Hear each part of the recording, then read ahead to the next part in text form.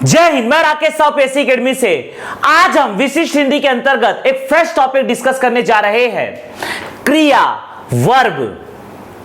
जिन शब्दों से किसी कार्य के होने, करने या स्थिति का बोध होता है उन्हें क्रिया कहते हैं। जैसे सीता गाना गाती है तो गाना, गाने की प्रक्रिया, यह है क्रिया। मोहन भोजन करता है तो भोजन करना, यह है क्रिया। तो जिन शब्दों से किसी कार्य के होने, करने या स्थिति का बोध होता है उन्हें क्रिया कहा जाता है। ध्यान दीजिएगा। तो फ्रेश टॉपिक हम डिस्कस करने जा रहे हैं। क्रिया, वर्ब। जिन शब्दों से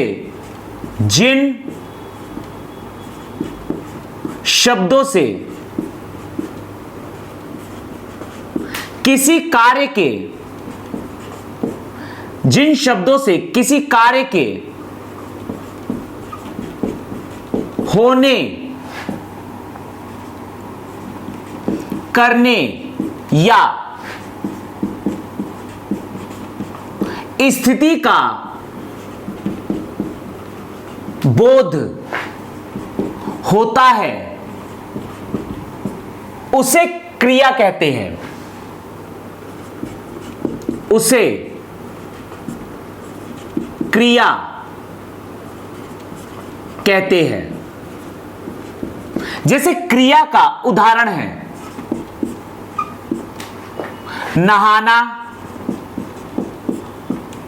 नहाना, सोना,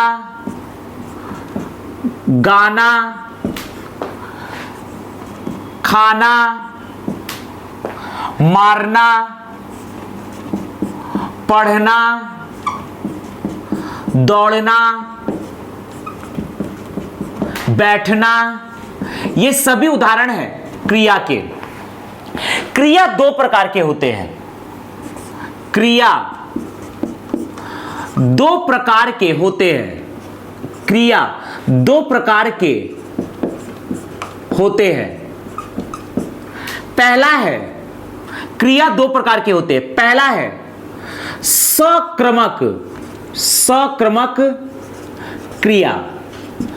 इसे समझने से पहले हमें कर्म को समझना होगा, ऑब्जेक्ट को समझना होगा। कर्म अर्थात ऑब्जेक्ट। इसका मतलब यह होता है जब क्रिया का प्रभाव जिस शब्द पे पड़ता है, क्रिया का प्रभाव जिस शब्द पे पड़ता है उसे कर्म या ऑब्जेक्ट कहते हैं। जैसे फॉर एग्जाम्पल, राम पुस्तक पढ़ता है तो राम पुस्तक पढ़ता है, यहां पर पढ़ता अर्थात पढ़ना क्रिया है और इसका प्रभाव पड़ रहा है कर्म अर्थात पुस्तक पर।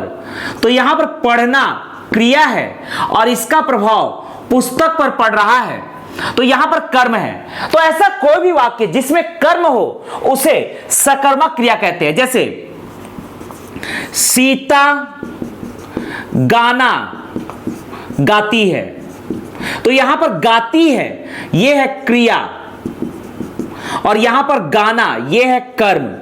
तो जब क्रिया का प्रभाव कर्म में पड़े अर्थात जिस वाक्य में कर्म दिया हो इसे कहेंगे सकर्मक क्रिया। दूसरा कहलाता है, दूसरा है आपका क्रिया के दूसरा प्रकार है अक्रमक क्रिया। अर्थात हम देखेंगे ऐसा वाक्य जहां कर्म आ ही नहीं सकता है उसे कहा जाएगा अक्रमक क्रिया। जैसे कि सीता बैठी है तो सीता के बैठना है क्रिया। सीता के बैठने का प्रभाव किसी भी वस्तु पर नहीं पड़ेगा, तो यहां पर यह है अक्रमक क्रिया, यहां पर कर्म का अभाव है।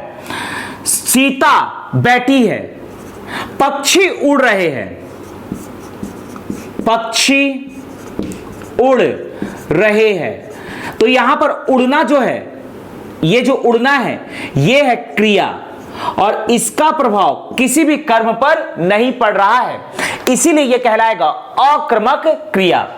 तो क्रिया वर्ब जिन शब्दों से किसी कार्य के होने, करने या स्थिति का बोध होता है उसे क्रिया कहते हैं। जैसे नहाना, सोना, गाना, खाना, मारना, पढ़ना, दौड़ना, बैठना।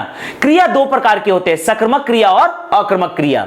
जैसे राम पुस्तक पढ़ता है, यहां पुस्तक पढ़ना, पढ़ने का प्रभाव पुस्तक पर पड़ रहा है, कर्म पर पड़ रहा है। गाने का प्रभाव गाना पे पड़ रहा है, सॉन्ग पर पड़ रहा है। सिंगिंग का प्रभाव, जो सिंग किया जाता है उसका प्रभाव सॉन्ग पे पड़ रहा है, तो यह है सकर्मक क्रिया। अकर्मक क्रिया, जब क्रिया का प्रभाव कर्म पर ना पड़े तो इसे कहा जाता है अकर्मक क्रिया।